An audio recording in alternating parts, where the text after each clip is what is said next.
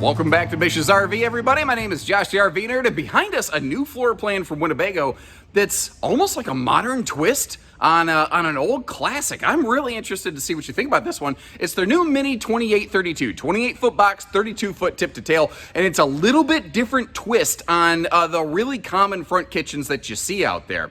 So first of all, one of the main goals of this one, most front kitchens don't have any sort of campside window coverage, and they wanted to fix that. And from your main sofa seating position, I think they did a very good job.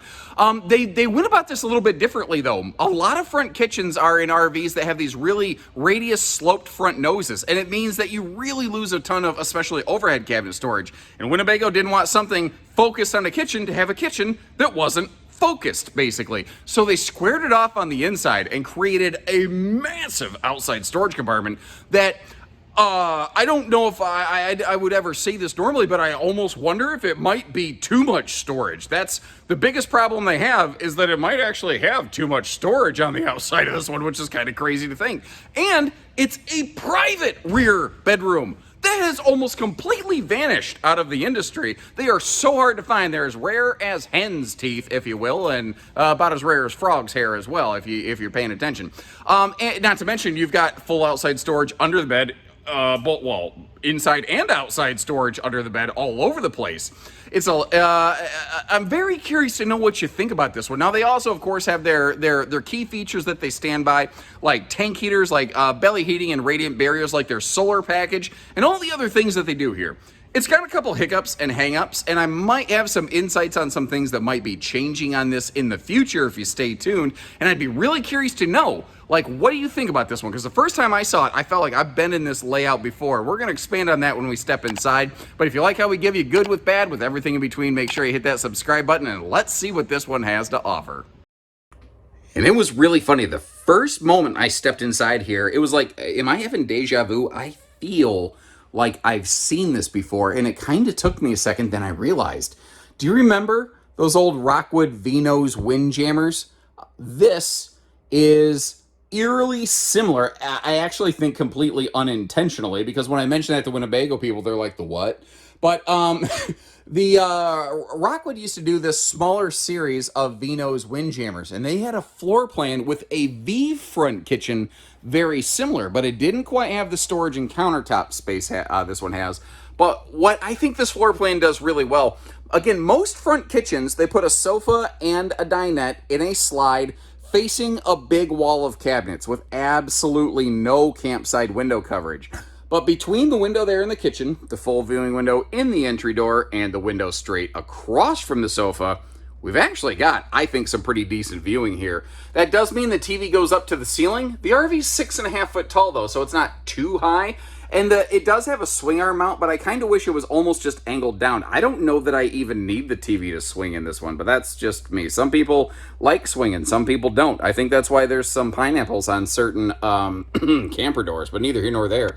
I've never done a Dream Dinette demo before, but we will do that later in this video if you're a little bit curious. And I sounded dangerously like Goofy right there. Gosh, Mickey. But let's start diving into some of the things here. So first of all, notice a full privacy window, or full privacy shade in the window, as it were.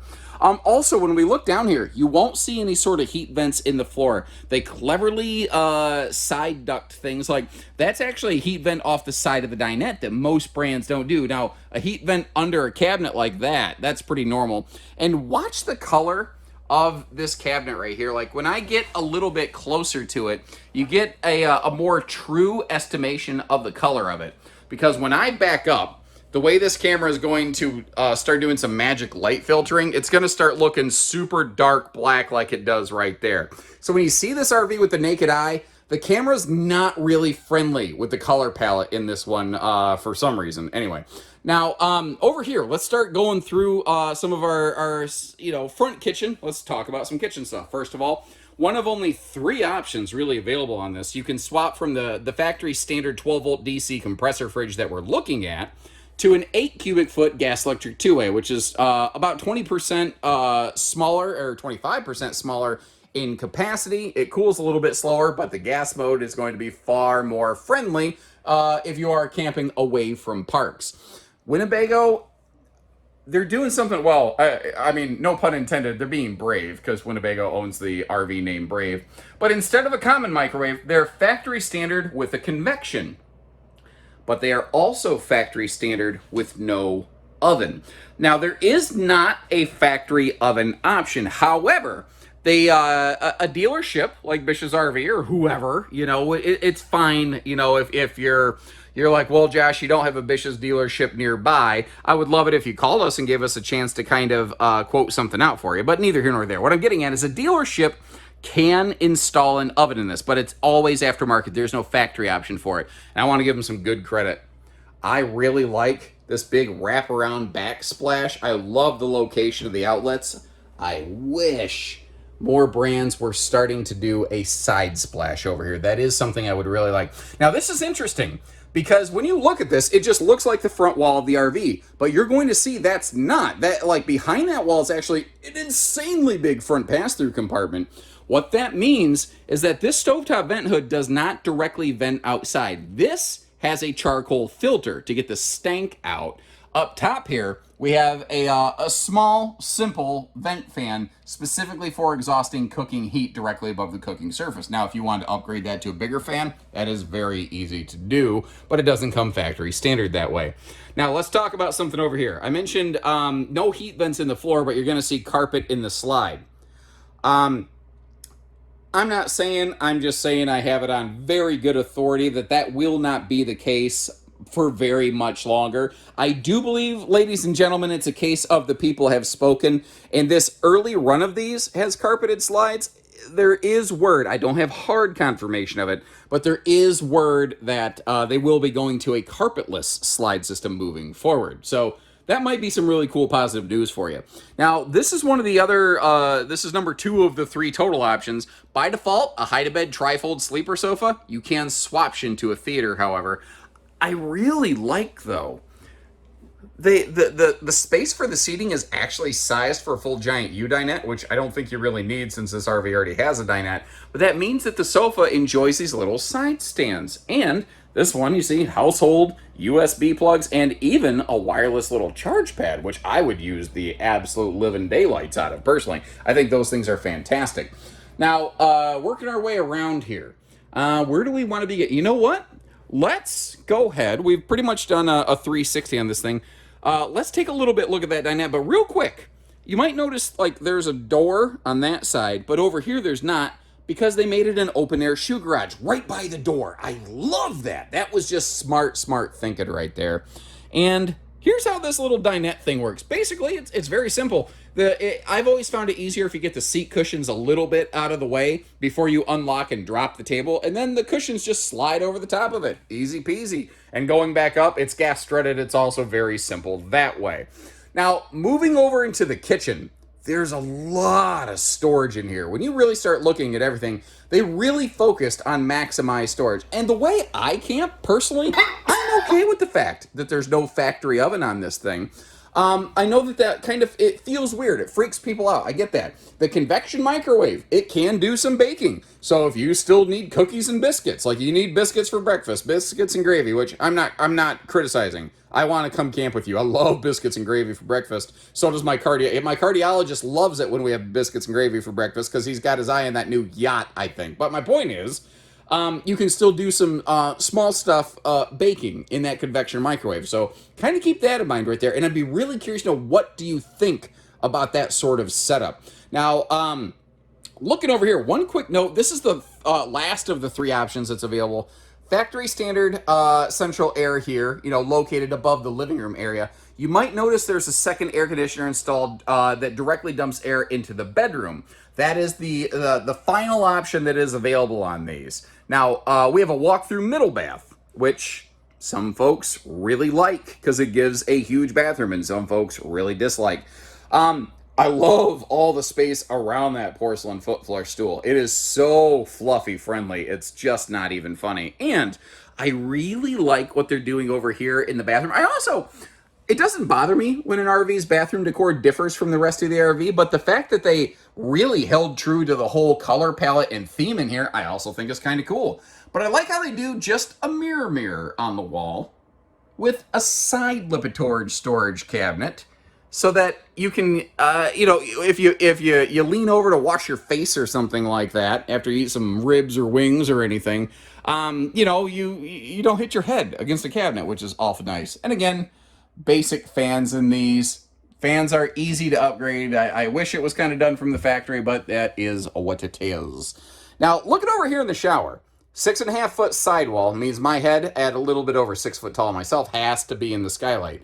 I do think the skylight's, I'm glad it's not any smaller. It's just big enough, really. You might have noticed how my head could bump into it. I hear they may actually be expanding the size of that skylight just to really open up the shower headspace, which I would certainly be a fan of. And you may notice this is one of those rectangular showers with the little kind of retractable shower wall over here. I don't have a lot of personal experience using those. I'd be kind of curious, what do different people think? Do you like those? Do you dislike them? And at least you do have heat vents here in the bathroom and back in the bedroom, which I point that out because I've seen manufacturers forget to do that. Now, you see that little kind of bungee strap around the corner? That's because you have sliding privacy doors for both the doors on either side of the bedroom. And that is a 60 by 80 true queen. So that is not the short bed by any stretch of the imagination. This RV is also a 2 entry door model. And I like what they did here, because we have the big window right here for privacy. So they intentionally left a window out of the entry door. Well, this is for privacy. If you want to be able to see out, sorry, I'm jumbling words today. If you want to be able to see outside on your campsite, you totally can. But if you want to make sure that people aren't, looking at you or something like that, well, obviously they can't. So that's kind of cool. Now, looking at the storage around the bed here, I got a love-hate-love kind of thing going on. So if you notice, you've got hanging storage and drawers on both sides of the bed, which is great. So they're very symmetrical. Under those overhead cabinets, you have household and USBs on both sides, which is really nice. Let me get you up close there so you can kind of see what I'm talking about. And I love that they gave us drawers so you don't have to look like you're giving an elephant an enema reaching all the way up inside a dead air pocket or anything. And drawers, instead, like, they could have gone with a flip top. But I like drawers because if it's a flip top, you have to take everything off the top of it every time you want to get in there. And if anything's plugged into your outlets and you lift the top, you're going to smash it. You're going to bust it. I don't love this open pocket over their beds. I would, especially when it's very squared off back here, at least in this floor plan, I would like that personally to be really enclosed. Now, looking down below the bed, you have a huge storage trunk down there, which is fantastic. Double gas struts making it nice and easy lift. And then over here on the the back on the door side of the RV, so if you notice up top here, it's a little interesting, but that's where you could mount a TV. You have a little bit of shallow kind of bonus dresser storage going on just below that. And I love that they just didn't waste the space. Anything they could, they did something with. That's one of my, I think, oldest nerdisms, not an ounce of space gone to waste because every ounce counts. Although someone from another country who knows that Americans will do anything but use the metric system asked me, why do you measure your storage in ounces? And we as Americans don't. It's just a dumb thing that I say. Now, as you may have discerned, we have closed the slide out. And when I first saw this one built with 2 entry doors, I was like, oh, that must be, like, when the slide closes, it must cut the whole camper off. And if you're a person of larger stature, yeah, it might. But even at my dad bod size, and I'm weighing more than I think I've weighed in most of my life. I've been slightly heavier at some point, but not much. Even at this heavier weight that I'm running, a little over 220 pounds, I don't know if I'm too, and it doesn't matter. Sorry, squirrel. The fact is, from the entry door to the rear door, I can walk right in this thing. So using that entry door as a reference, one of the other awesome things about this floor plan is the dinette is not in the slide. So there's absolutely, positively no question you can use that. You can stop and sit inside your RV and enjoy a nice little snack. And the refrigerator is not cut off in transit. This remains accessible. The kitchen, like drawers and sink, remain accessible. If you really needed to, you could probably reach around the corner here to use a microwave, but the microwave doesn't have an inverter, so I don't know that that really matters.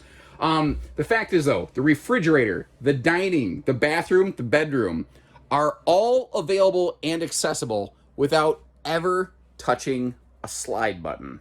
And just to kind of demonstrate that for you with an American-sized person here who, I mean, what is going, I'm looking at myself in the viewfinder. How could I have this level of male pattern baldness and still suffer from a bad hair day? I don't know. Now, obviously, I'm doing a travel trailer two-step, and I didn't have to, like, suck in the big old gut. I was able just to slide right through here. And to be fair, my shoulders and my belly were touching that thing. I'm not proud of that fact. I probably need to go hit the treadmill when I get home and then celebrate with some chocolate cake. And you know, even just the general exterior look of these, I think, has been freshened and moderned up quite a bit. I like what I'm seeing here. Now, in terms of towability, like I said, tip to tail, we're about 32 feet. I think we're about 8,800 pounds gross vehicle weight. I think you've got a pretty respectable cargo carrying capacity on one of these. The question, is it half-ton towable? Can you half-ton it?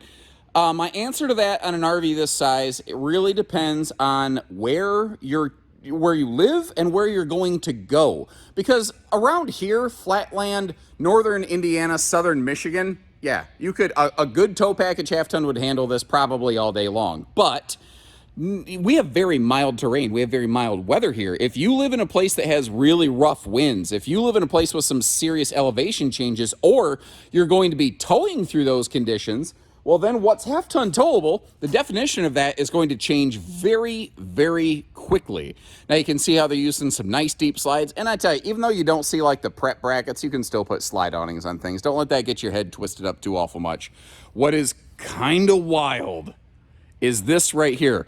When they made the kitchen a little more squared off to give it more functional cabinet space, they had a chunk of area behind it that was just wide open. And they said, what if we just made this like some kind of crazy outside storage compartment?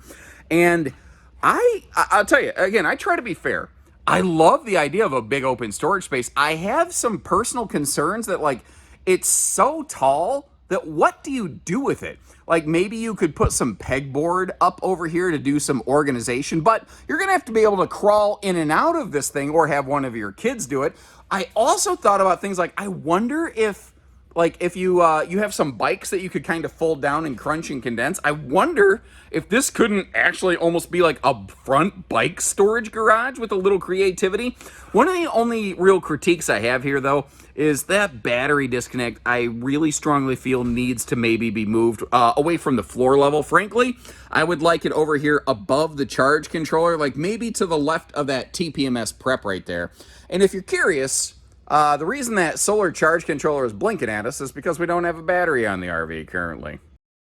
Now, while we're backing up here, basically passing the walls, kind of a good time to talk about a little bit of construction. The roof of this, you do have 3/8 fully walkable roof decking with trusses every 16 inches on center. The sidewalls are laminated with what I call double Asdel, meaning Asdel layering both below the fiberglass and on the inside wall panel. The floor is also 5/8 tongue and groove plywood, so it's not a laminated floor. Sometimes folks get worried about maybe a soft spot developing on that over time, which isn't just a paranoia. That is a thing that can happen that you won't have to worry about here, really. Now, there's certain things that Winnebago has just adopted on their trailers across the board. They call them their red line features, and one of those is power stabilizer jacks. And the thing is, like, it's very well masked. Like, if you look at this, you don't realize you have 4 corner power stabilizers on this and a power tongue jack. You may notice down there you've got yourself a propane cooker hooker, and as long as we are down here, underbelly, standard from the factory, is enclosed. It is forced air heated. It does have a radiant barrier blanket down there to help improve that efficiency. And they do have tank heaters standard across the board in all of their towable RVs. So they're doing, I think, a lot of good weather package kind of things. Winnebago hasn't actually 0 degree, like, cold chamber tested their stuff, so I can't promise if it's, quote, 4 seasons or, 0 to 100 degree rated or whatever. I don't want to overpromise and underdeliver. Now, we're inside a building, so we're going to get to meet a support beam over here real quick. I'm going to try to get that out of the way as I draw your attention to the awning. It's big. It's big. It's big enough it almost makes me wonder if it shouldn't have a center support. But look at the awning in relation to the doors. If you're stuck on a rainy day Can you imagine if the weather person got it wrong? You can't imagine that, right? Well, if that ever happens and it's raining dogs and cats and you weren't expecting it, you can really expand your living area out onto your patio on a light rainy day because you have that big awning that clearly covers both doors. So you're not going to get like spritzed in the face. Like they really, really nailed that. Now, let's talk about the steps. There are a lot of people who like those fold down, newer style stable steps. But there's also a lot of people that don't like them because you either flip dirt potentially into your RV, or depending on where you're camping, if you're not necessarily on a concrete pad in a park, the legs on those things don't always line up very nicely with the ground and can sometimes fight with your door. Well, you don't got to worry about that with these, but we could always upfit at least the front door with a set of stable steps. Where the rear door, I'm not sure, is wide enough. It might be, I'm not sure. Goodyear Endurance radials standard on these right here. And again, we are prepped and ready for TPMS, which I can't even spell half the time, so never mind that. I got a question. The outside speakers, what if they just went away? What if what if the entire RV industry suddenly no longer had outside speakers? Would you be mad at it? Would it stop you from buying an RV? Would you find a way around it? And there's no wrong answers to that. But I'd like some feedback on that because I think I know the general answer, and I kind of want to share that with more manufacturers to sort of, get some more of their thoughts on things. Now, this is the kind of pass-through storage you normally find in the front of the RV. Well, with this being a rear bedroom, you see we have it back here. What's cool is it is actually a forced air heated cavity. And what's neat about that is if you're, forced air heating this cavity and you're forced air heating the underbelly below it, well then if it's a chilly night and you're laying in that bed, you don't have cold cavities sucking the life out of you while you're trying to sleep. And you're sitting there thinking, man, I got an extra blanket, but the problem is it's cold under you, so a blanket doesn't do any good. This will, really help that, give you that comfort factor, Now, I do want to just point out, they are using Goodyear tires, although the spare is an import. A lot of brands do that. I just want to kind of share the info, let you know.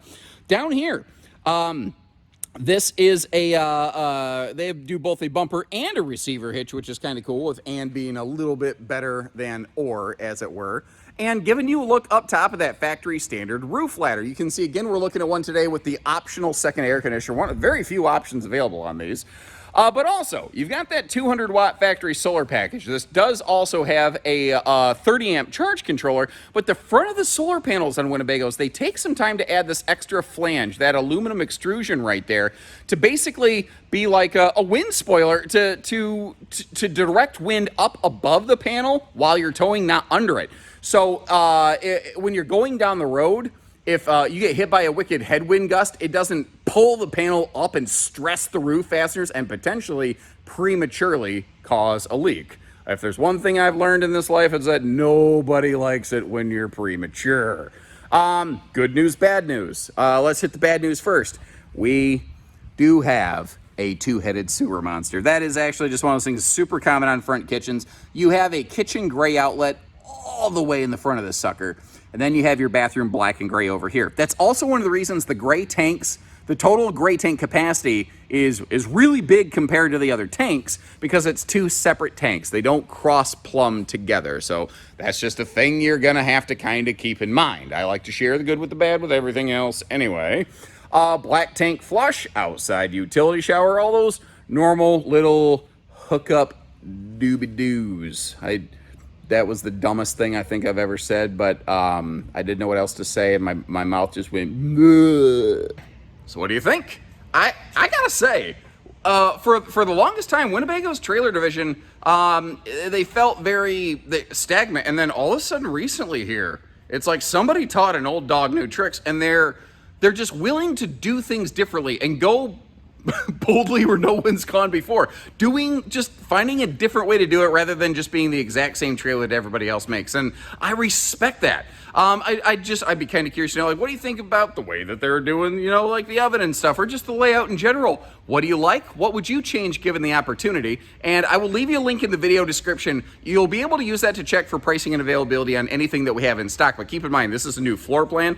At the time this video releases, it's only just started shipping. We may not have any in stock for you to check right away, just drop our Winnebago teams a note, and they can get you a rough figure on something. You don't need to give us a down payment and a social security number just to get a rough figure on something. Let our folks go to work for you, and I don't think you'll be disappointed. So take care, stay safe, have fun, and happy camping, everyone. Hey, everybody. Welcome back to Bish.